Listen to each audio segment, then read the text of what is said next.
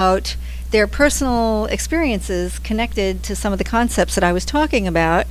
And I was thinking maybe I can go through the rest of some of my material, and then we can sit around and talk about more personal experiences and connections with these concepts. You up for that? We'll have our own little group. Group is wonderful. It's power in group. Power. I'll say this now before I forget.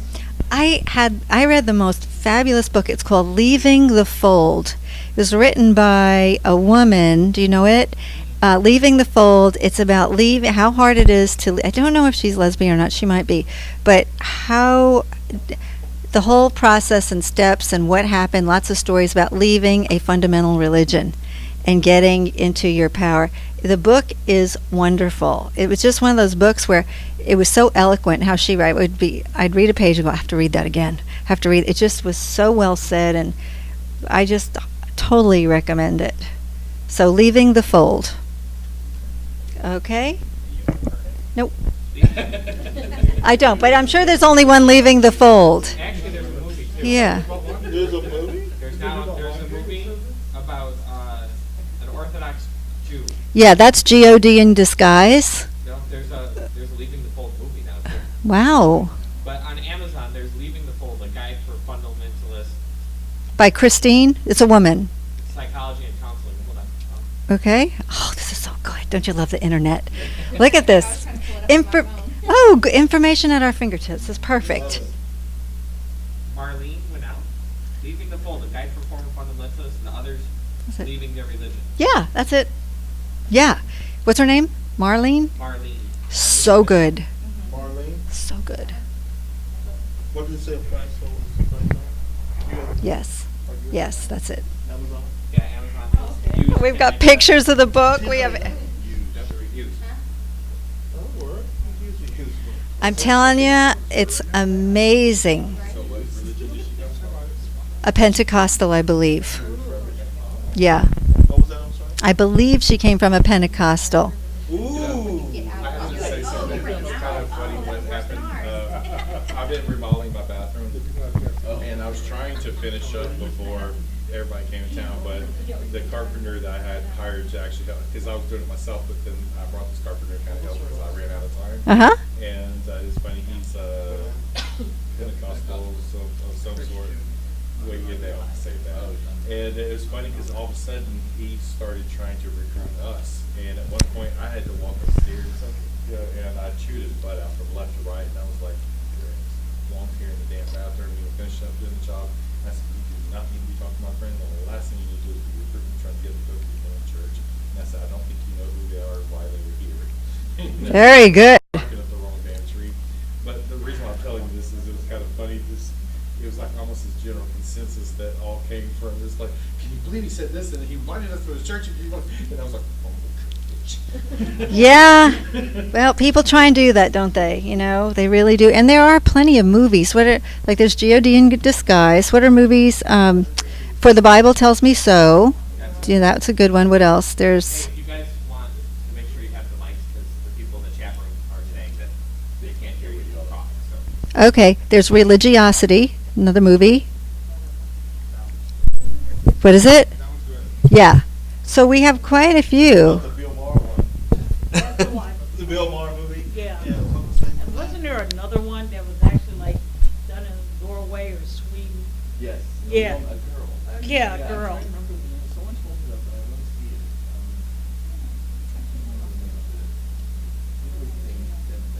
it. Denmark. Yeah. Interesting. So the point is people are having a voice. People are having a voice. And it's a good thing. It's a good thing. Stop being a sheep. Stop being a sheep. That's right. I don't know, was it Kurt Russell? It was one of those ones, but it was based on the religion. Well, he kidnapped a little boy who was Jehovah's Witness. Really? Yeah, and it's Halloween, and he lets the boy get a costume and all this stuff. Oh, yeah. No, Clint no, Eastwood. it was a young guy. It wasn't Clint Eastwood. Well, Clint Eastwood was in the movie. I think he was one of the top. So the Now, cop this is was- good. Look at all this information we have, okay? And it's great because it's all about carrying the message, you know? and it's empowering. So it's very Like good. I'm Carrying the message. So, too religious. All right. So how do we get self-esteem? Incident writing. Go to Walmart. Go. I take pride in a good job. world. Good job. Good job. Okay. Right. So you like what you do, so you maybe feel confident, and that adds to your self-esteem. But a lot of people are good at their job, and they're very unhappy with who they are because they haven't overcome their shame. Okay. You get self-esteem from accomplishments that have meaning to you. Okay. So a lot of people are living their life for other people. They're doing what they think other people want them to do. And when you do that and you lose yourself, it's not going to work. Have you heard of Wayne Dyer? Wayne Dyer writes a lot of self-help books, and my favorite book, the first page has 3 lines. It says, I always wanted to be somebody. Now I am somebody, but it isn't me. And the whole book is about getting to your truth. Who are you, and how important it is to live your own life. So I think that's really important. But we get self-esteem from things that have meaning. So a woman came to see me one time, and I was doing an intake, and we were getting to her education, and she told me she had 2 PhDs. Okay? Yeah. So you know how you hear something, you make up a story in your mind about that. So, in a tenth of a second, I'm thinking, wow, that's a lot of discipline and reading, and she might have done a thesis twice. And I'm just going on thinking, in a tenth of a second, that's pretty amazing. And then I actually said, that's pretty remarkable. And that's amazing. And she looked at me and she said, she goes like this, she goes, it was nothing. She said, I did it for my mother. And I thought, how sad that is, because if I had done it, I wouldn't have been doing it for my mother, But I thought, to spend all that time and energy living a life for somebody else. And I can't tell you, as a therapist, people say things in the room that they probably won't say anywhere else.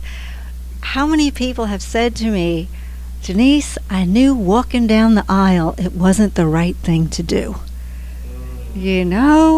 And it just, you think, really, because that's such a big decision, and you didn't do it for you. And I get it.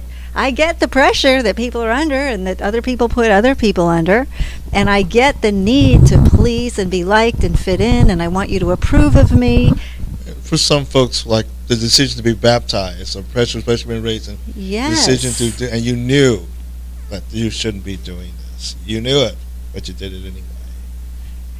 And regrets.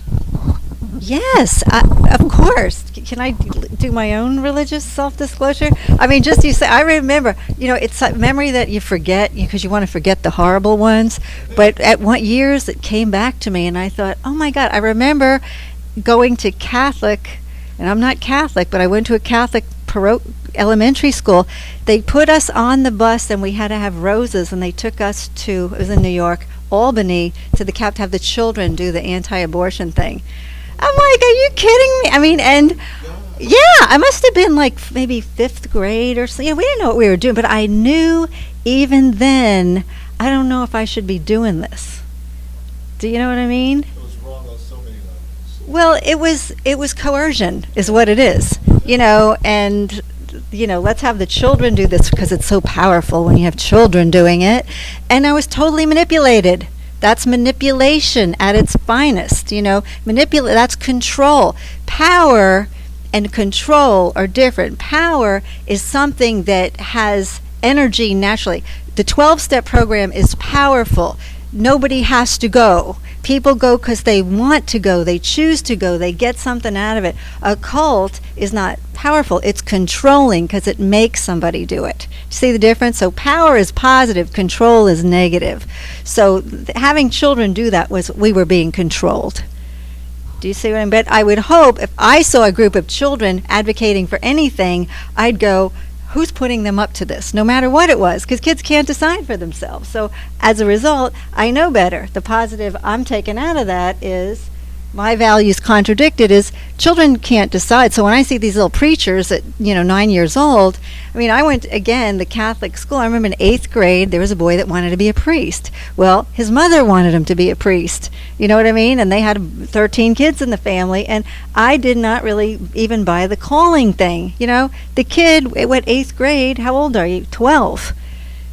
You're kidding me. You don't even know about anything, and you're making this calling. I mean, it felt so. You with me? Yeah. Big difference between power and control. Being here, this group today, this is powerful. People want to be here. There's trust. There's trust in everybody and in your leader, and you're here, and some of you had to come from far away. This is powerful. Yeah. It's just like, I forgot this kid name. He's 3 or 4 years old, and he's preaching on like thousands of people. Yeah. It's in one of those.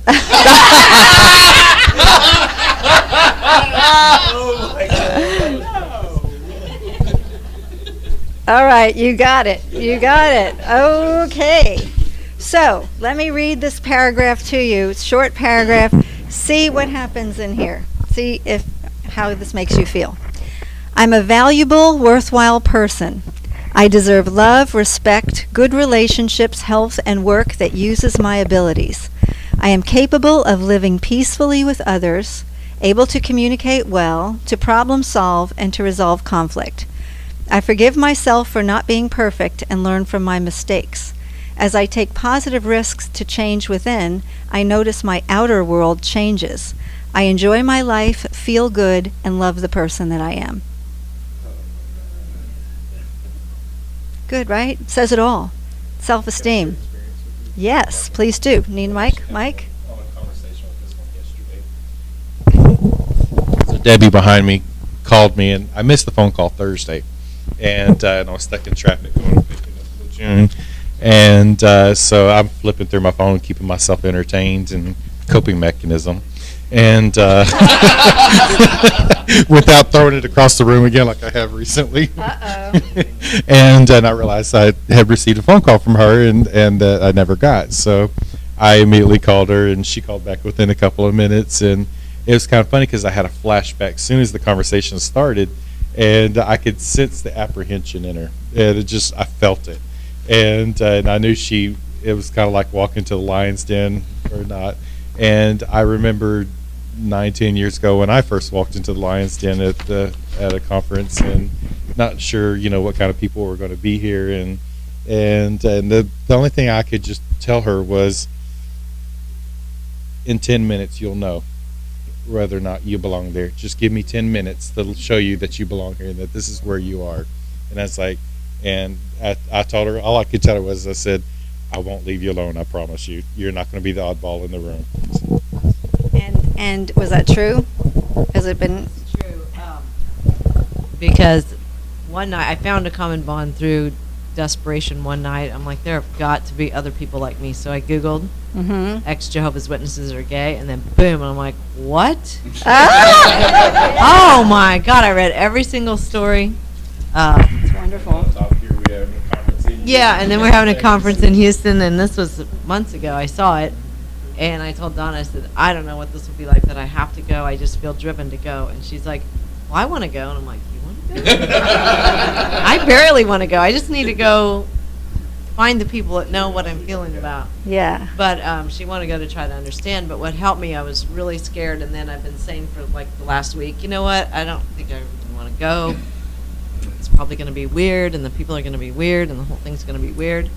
And I heard Larry's voice, because I called and left a message because the date changed, and then I heard, people are coming in on Thursday, and I'm like, what? This is so weird. Like, they freaking stick with the dates, So I'm looking for ways to make it weird so I don't have to go.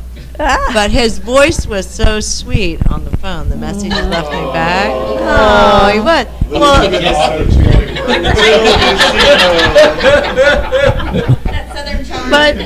But it was so open. Yes. And I was like, as soon as I could hear, I heard in his voice oh, he does get it.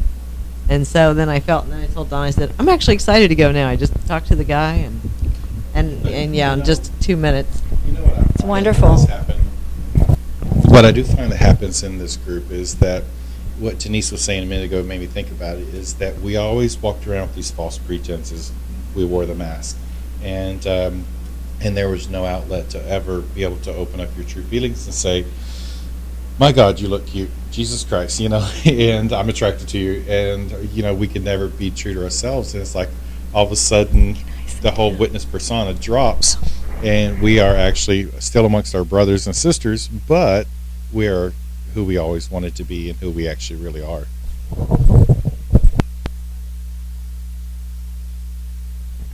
you want to share more, what I'm going to do is I'm going to read. I thought I want to, have want to bring a couple of particular points about self-esteem to this group and share with you. So I was writing this, was looking forward to having 5 or 6 things to talk about, and I wrote 26. I'm going to read it, and then I'm going to show you the exercises, and then we can share, okay? We've covered a lot of this already. I'll move up. Can you still see me, or no? It's okay. Okay. Self-esteem, a lot of this we've covered, comes from accomplishments that you've achieved that have meaning to you, okay? Never give up your dreams to make others happy. Codependency, right? You are the sum total of your choices. You can't control what happens to you, but you can control how you respond to what happens. Even if we're dying, we can control how we want our death in many cases. Do you know what I'm saying? Mm-hmm. All right. Everyone has problems. Everyone. Okay, we're all getting older. People are disappointed with their parents, their children, inflation, money problems, you name it. Everybody has problems. But a no-limit person with good self-esteem recognizes the potential for growth in every situation. Well, it's just a term that we use in therapy. Like the no-limit person is always looking how to find the meaning in things. Always find what's the meaning in this that's happening. It's just a term that's given. For example, you're at the airport and the plane gets a delay for 2 hours, and what does everybody do? Oh my God. Pull out your iPod and enjoy yourself. Yeah. That's the way I always look at it, is things happening for a reason. Things happen for a reason. That's good. But some people will just complain, and why is this happening? Complain about the airport, and complain to the person working there who really doesn't care. They're doing their job. You know what I mean? And we have to say that's reacting. That's not thinking and acting. That's reacting, and that takes our power away.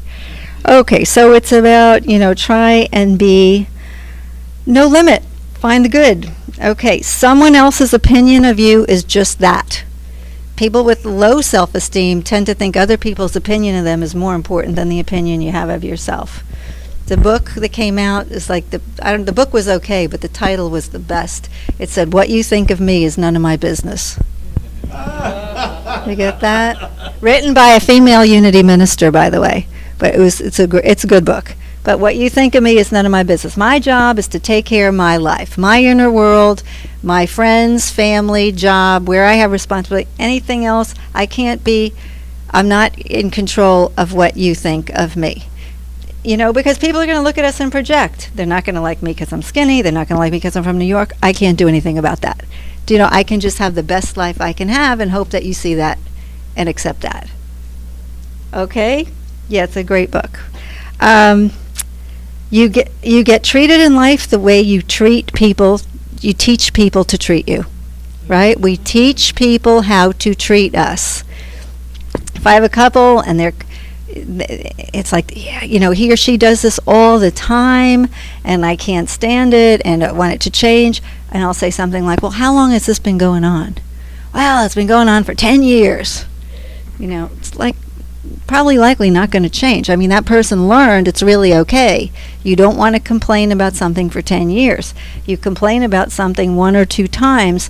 If it doesn't happen and the person isn't getting it, you say, I think we need to talk because we're having a miscommunication problem, or I don't feel respected. Right? You get it on the, because now it's about respect. It's not about the thing. Is it making sense? We teach people how to treat us. Therefore, the self-esteem is take care of yourself, then other people will see that, you deserve respect because you take good care of yourself. It all flows. Okay, set boundaries that support you. You have the right to say no. You are responsible for your life. Your attitude determines how well you manage your challenges. You know, we need to prosper even through adversity. Okay? We form our future by the thoughts we think about today. Right? Know and accept your strengths and talents. Use them to grow into your full potential self, living a life with meaning and purpose. A high IQ, physical strengths, beauty, or achievements do not ensure emotional health. Right? We know it's not about the outside things. It's healthy to love and nurture yourself before saying yes to the wishes or needs of others. Self-awareness is important to help you change and grow. We're always capable of learning new things. When you love yourself, you're a mirror to help others. The purpose of life is a life of purpose. You feel purpose when you do what has meaning to you. Your passion about what you do is your gift. Purpose is connected to happiness. Don't you agree? Worrying about your reputation is like saying your thoughts about me are more important than my own thoughts about me. Jealousy is putting your happiness in the hands of someone else. Self-confident people don't worry largely about jealousy because they know they're worthy of being loved. Usually people that are jealous are the ones that are the most insecure. Uh-oh. Usually people who are jealous are losing control. Yes. And most of them like to be, you know, like, you can't go here, you can't go there, you know, real assertive, like. Yeah. So that's why I said no. Good. All right. Control is an illusion anyway. Yes, but we feel controlled sometimes. Oh, yeah. Yeah, it feels It's a real. religion, Feels yes, real, definitely. right. Having low self-esteem is a way of blocking love. Create your vision despite adversity, and try and make every interaction an interaction of increase. You know, where every time you're with somebody, you don't let people pull you down. You try and pull them up. You try and see the meaning in the good. Take the high road. Okay, those are my little sayings for you. Lots of food for thought there, and hopefully we can talk more when we break. But I want to also, I was thinking of, you know, if you heard this and you thought, oh, my self-esteem is good, I wanted to give you some exercises to stretch it a little bit, okay, to go from good to even better. So, list 20 things. Practice seeing the good in yourself by listing 20 good things about you. Could you do it? Do you think you could list 20 good things about you? It would be a good thing to try, okay? I know in the 12-step program, the 4th step is taking a moral inventory of yourself, and so people have to write their character defects, you know. And people have no problem. It's hard to do, but they can write their character defects for pages and pages. At the very end, you have to write your strengths. Oh my goodness, people have such a hard time writing the positive things about themselves. Yeah, gratitude is good. That's good. We're getting to gratitude. But everybody here, you can list 20 things about yourself. And see, the problem with it is we tend to take our strengths for granted. You know, like you might think, well, that's normal for me. But you forget that other people would think it's amazing. Like, how many people here speak another language? How many people in here speak more than 2 languages? See, that's amazing to me. Anybody a gourmet cook? Okay, how many people can sing? Not just. He's never listened to himself. Yeah. Yeah, give him the mic. Who's a good dancer? How many people can dance really well? Okay, how many people are glad because you're a parent and you're a good parent? How many people feel good because you're not a parent? There you go. See? And that's part of your self-esteem too. See, it's not the to have or not to have. It's what you choose and feeling good about your choice. How many people in here have traveled? A lot. How many people have a formal degree that you got later on in life? It's just amazing, isn't it? There's a lot of talent here. What else is something that you think attributes to your own self-esteem? 12-step, being in a 12-step. Oh my God, getting your life back, being in recovery. Yeah, being committed to learning tools for life. What could be better than that? You were going to say something? Yes, I'm proud of the fact when I was age 50, I went to construction school. Uh-huh.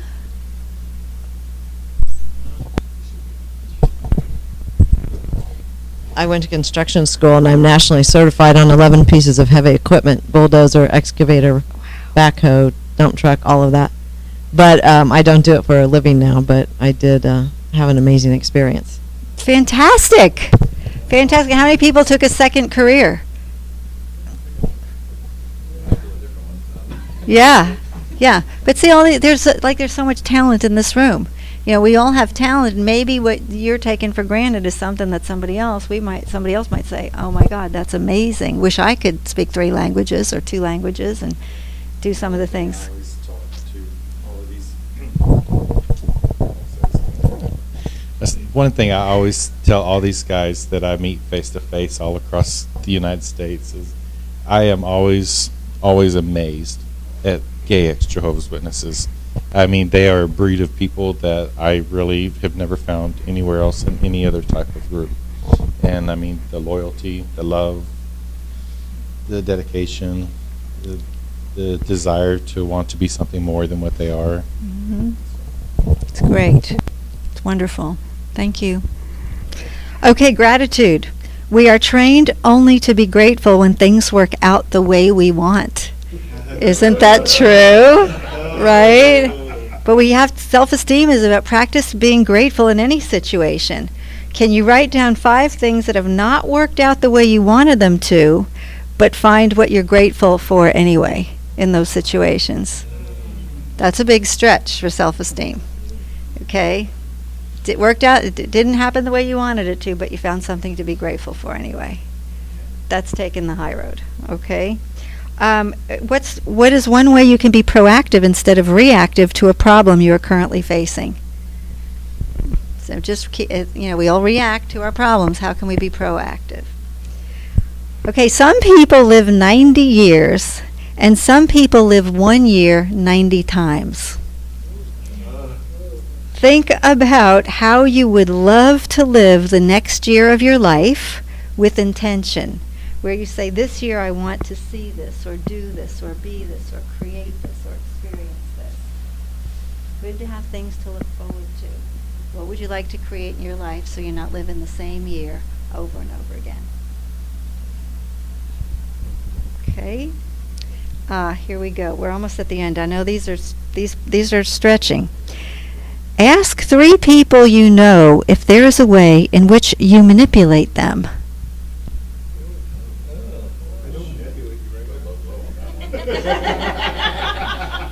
And then be open to their answer. When they tell you, write down how you will take that feedback to improve your relationship. I mean, we might be manipulating people, or people think we are, and if we have close friends, we could ask them, see what they say. It's feedback. It's feedback. If they're your friends, they're going to be your friends, but we'll think that that's interesting. Oh, that's interesting. You're on this growth path that you want to know. Yeah. But there's also influencing. So I think that's the fine line is like, are you influencing somebody or are you manipulating someone? I think Right. manipulating is more for your own self-interest. Yes. Influencing is Trying fine. to help somebody or help yeah. us both in the situation. Yeah, influence is good, right? We want all the positive influence and support we can get. But manipulating is different. Yeah, that's the person doing something for their own gain. Okay, and last but not least, there are probably people in your life who we have not forgiven, which we know allows us to create toxic thoughts in our minds. Right? We know that. How many people in here have somebody in your life you have not forgiven yet, and you know it?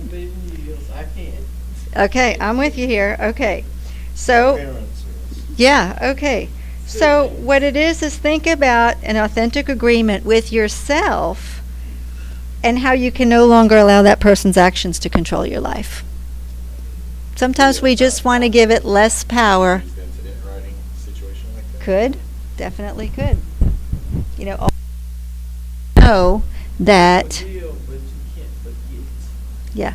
Well, that forgive word is very triggering. I really hadn't liked that word for decades. Forgive, I'm not forgiven, I don't like it, because to me it meant, let it go or forget. It's not about that. It's about how can I let this hurt be less toxic over me. It's there, I get it, I haven't forgotten, I still have feelings about it, but how can I not let it control me to be living in a way that I don't want to live? All I'm saying is take the power away if it gets in the way of you being who you want to be. Because it's not about that situation. So I cut those ties a long time ago. Okay. And sometimes cutting ties is the healthy way to go. That's what I did. I had to cut ties with my sister a long time ago because she's toxic. You try to be nice to her, she cut you off. Cut you off. Yeah. She'll harm you. The nicer you are, the more vindictive she becomes. Yeah. So I cut that little toad off, and now I'm happy, joyous, and free. There you go. John Bradshaw is a therapist. Do you ever hear of him? He's written a lot about addiction and families, and he has a lot to say, but his main thing is that it takes more courage and bravery to walk away from biological family when they're toxic than anything else, and he recommends it. Because people always say to me, in therapy, but it's my family, or it's my mother, or it's like, and I say, but it's so, there's mothering all over the world. You have other women that'll nurture you and love you, and we can get those needs met. It doesn't have to come from a biological family. And if you're just wasting your time if they're going to stay stuck and toxic and sick, and you're not. Let it go. This is the nice thing about leaving the organization or being disfellowship. You create the family you want to be around, and you get to nurture a lot of places. Somewhere here in Houston, we've got get the nurturing here. Mm-hmm. We don't have to have our biological family. Right. And isn't it sad, people that are still struggling? One woman said to me, I just don't think I'll ever be complete and whole if I can't get my mother to love me. And but then, no, I went to find out about her. Her mother was paranoid schizophrenic. And I thought, that's really sad, because, that's the way it is, right? Yeah. That's why you have to love them from a distance. Right. Detach with love. Detach. Did anybody see This Is It? Did you see This Is It with Michael Jackson? It was so great. He would do very constructive criticism of his musicians, and then he'd say, I say it with love. He'd always say that. He's like, we need to I say it with love, yeah, it's not working for me, but I say it with love, but it's not working for me, Even though he was a perfectionist when it comes to Mm-hmm.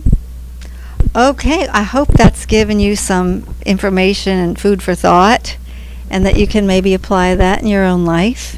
And I hope it's validated things you've already been through and things you already know. And I'm really happy to be here. Can we further the discussion?